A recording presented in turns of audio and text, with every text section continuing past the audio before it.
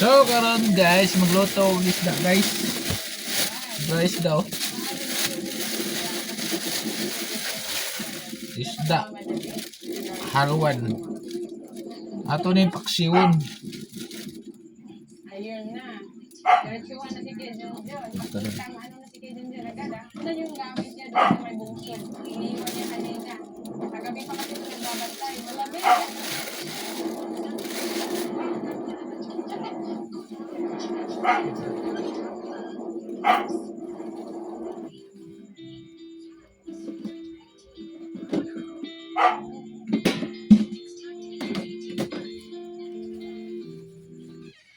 Wala, nakabalik na si Kuya Junjun. Ang daming isda. Ang lalaki. Ano yung napagkuhan hindlo sa isda? Bless mo talaga. Marami tayo magpapasalamat sa Panginoon. Wagasang. Na natatanggap natin araw-araw. Dahil, grabe, malaki yung kikitain ni Kuya Junjun. Wagasang. Nung wala ako dito, kumusta Kuya Junjun yung kitaan? At saka pakuha ng isda. Kasi, panay tanong yung mga followers ko. Malaking tulong talaga na pinagawa ng kapatid ko. Sobrang nagpapasalamat daw sa kapatid ko. Ito na lang natin ilalagay Kuya Junjun. Talungan na lang natin. Ito ang napakatabang isda. Anong tawag ko Kuya Junjun? Nakalimutan ko. Timbungan. Timbungan po to sa Siargao. Hindi ko alam kung anong tawag ko sa inuupan. Pero masasabi ko, ito po ang pinakamatabang isda na kung mapasok ko lang sa bungsod namin, mag-iingat po talaga kayo dito sa sa bangkit dahil napakaano ko, tinik, napakasakit, matusok. Kailangan natin pala ng ano, parang ano na lang siya.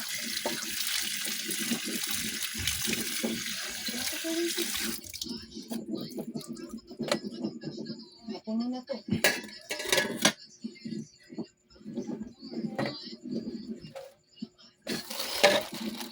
Malamig ba kayo dun? Ang hangin dito. Alam nyo guys, yung pinasuot ni Kuya Junjun. Alam nyo guys. Kagawa ko yan, kang David. Ano yung napagkuhan sa Hindi isda? na siya giniginaw. Dati kasi ay madali lang ni Junjun. Kasi siyempre, pareho sa kaming payat. Mas ano talaga, pag medyo kang mataba si Junjun, pag may fat sa katawan mo, mas hindi mo masyado maramdaman yung lamig. And dito kasi, around February to March, April, ay habagat, di ba? Pag habagat kasi, yung parang palit yung panahon, yung time na maraming isda. Di ba, si Junjun? Kasi parang ginagawa yung isda dito sa Siargao. Perfect na perfect po ito dahinin. Luto ta guys. Paksiw nga isda. Kinabay na pag sobrang dami na kasi isda, it takes a long time paana ka na paana. Kailangan talaga isabay mo na. Paksiw nga isda.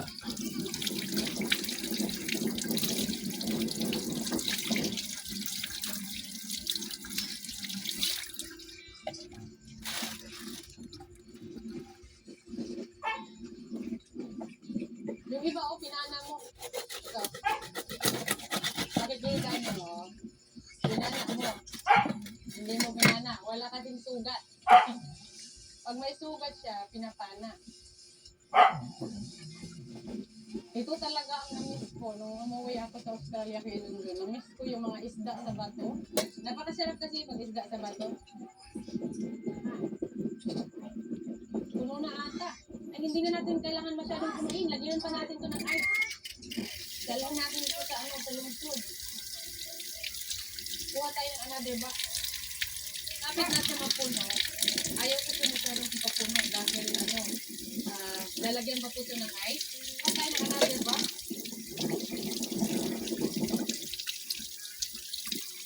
Oh. Marami pang naiwan. Marami pang isda. Tama ang dalawa ko.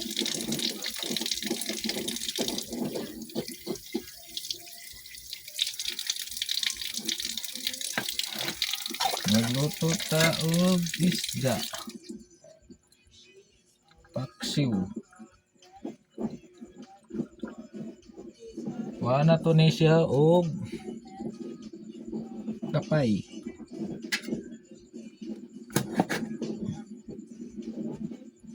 Kuha kapay. Binili tayo ng ice. Binili talaga namin to kanina kasi alam namin meron talagang isda. Hindi ma-zero. Hindi talaga ma-zero kaya medyo nag-melt na. Kanina pa kasi to eh. lagay lang namin sa sako. Para pagdating doon sa luso, first ko siya.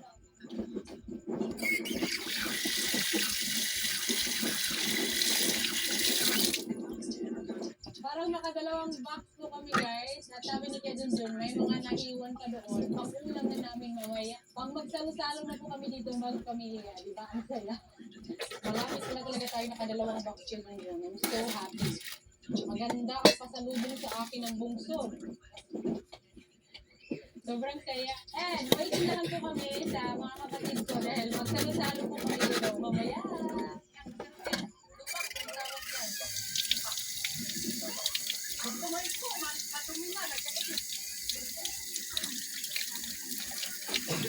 Ganito po to sa akin. Walang walang Pantay kami dito. Tulungan. Ano yung ginagawa niyo na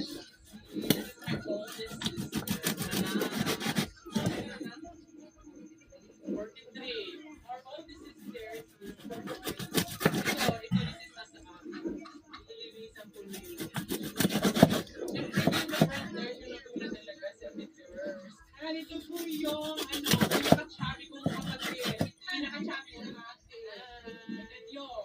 Hindi ko yung kapatid sa katawan. At ganito po talaga ang pa-welcome sa amin. Every time po na may umuuwi. At normal life lang po sa amin. Isla life. Ang sarap po ng mga isda. Ang sarap lang po talaga sa feeling. Bawat po magkakapatid po sa amin ay we are very close each other. At syempre yung nanay ko ay nasa likod lang po. Masaya lang po siya nagmamasid na kaming magkakapatid ay nagkakaintindi. 10 kaming magkakapatid. Hindi po talaga kami kumpleto pa. Anim lang po kami dito kasi yung iba ay may mga negosyo at isa kong kapatid ay nasa Amerika. Pagdating sa pagkain, we are very generous. Gusto ko lahat ng pamilya ko ay mabubusog sa blessing po na natatanggap po namin. Si Kuya Junjun, grabe, lodi po ng lahat at marami po talagang namiss si Kuya Junjun. Kuya Junjun.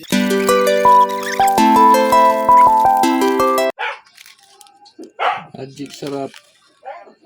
Ahus. Bombay. Goya. O, ito na yung handa mo.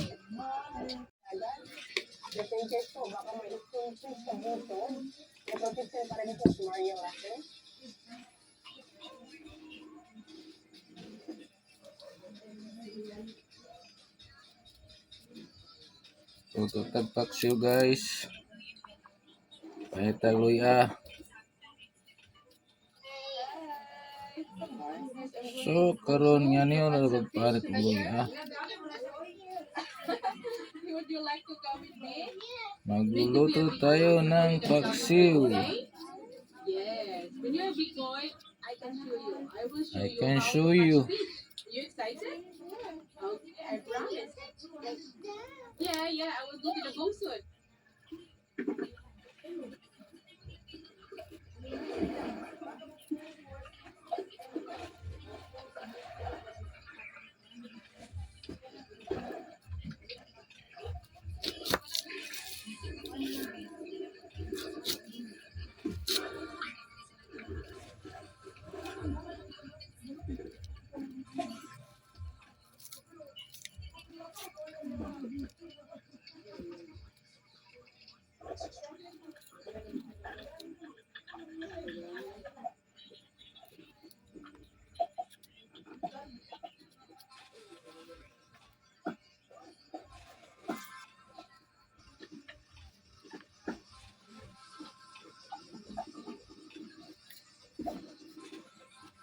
Ang isda lang bunso do.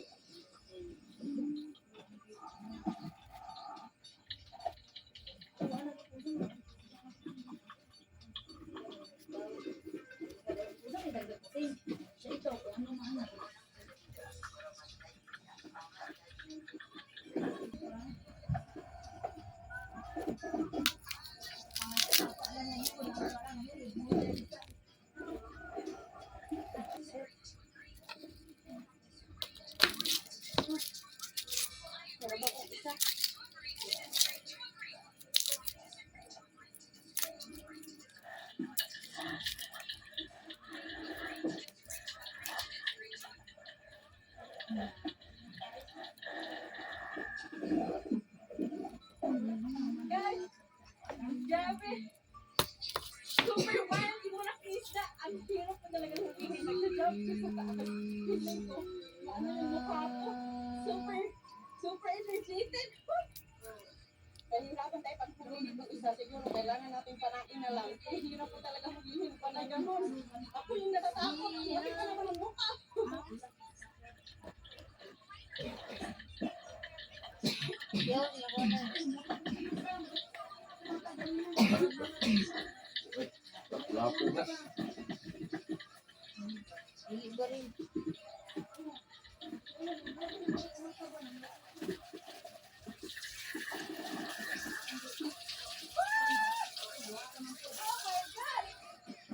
Super laki ito. Ganda pa naman ang isda nito. Sorry. Kailangan ko talagang panahin. Mahal mo ito guys, ibinta ng buhay. Pero ang hirap ko talaga na kumapana. Iba, ang hirap niya. At natakotin ko ako sa sinibitin. Kaya, uulan ito namin. Ang laki, fresh na fresh. Super lakas.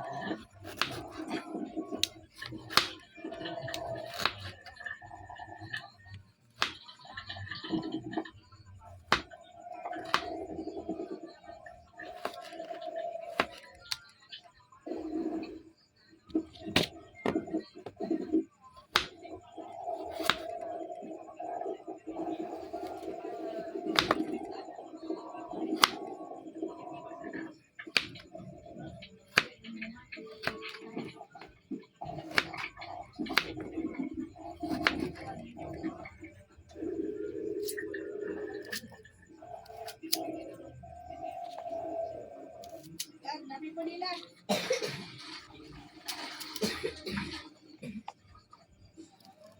Bigat. More than 2 kilos ata to.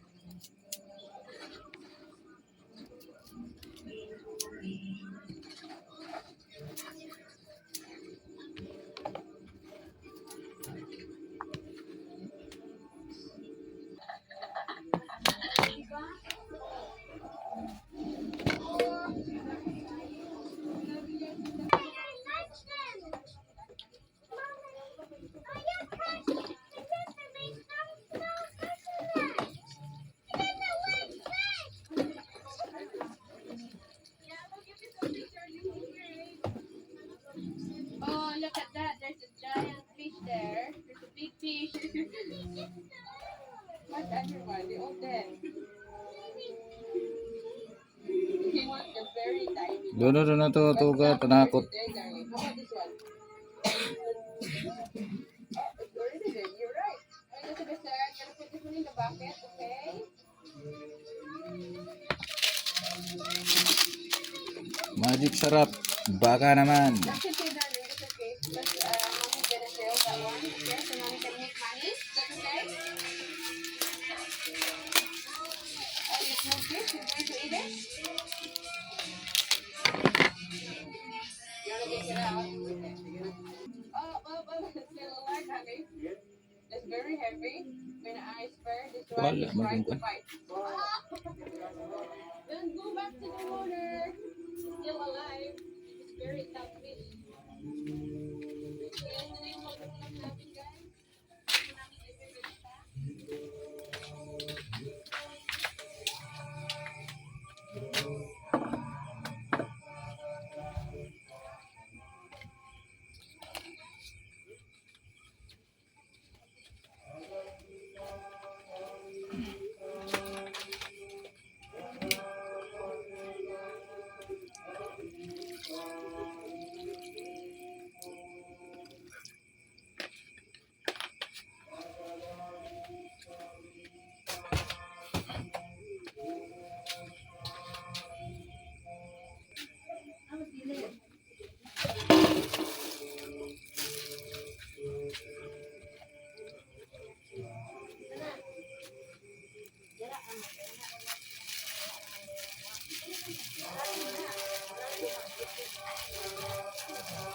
Yan,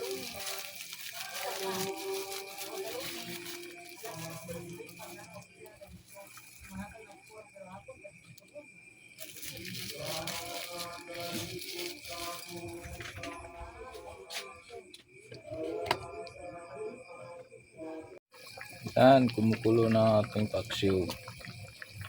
Kunti na lang, luto na to.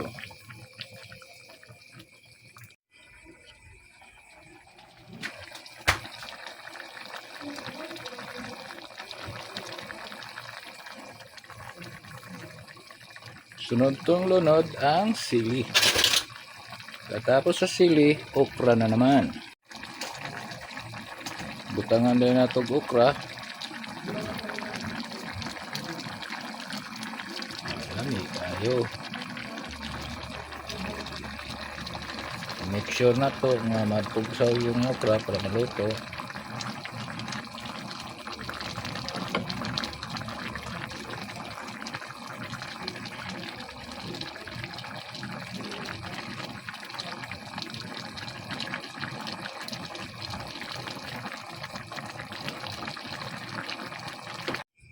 Luto na itong paksiw. Oh, bye-bye. Kaunta, kaunta. Udan paksiw. Oh. There we go, honey. May kayo. Done. Hold it. Wow. Is it heavy? Yes, every this one. What do you think? How many kilos? 1.5 maybe. 1.5? Paksiw nga isda ang sudan. Guys, tingnan nyo, yung kamay kasi na. I think just the hand is like 500 grams. 250 each. Sobrang laki. Lagay na dito dyan. Ang dami na. Oh, done, honey bear. Swerte natin ngayon. Ayan, no?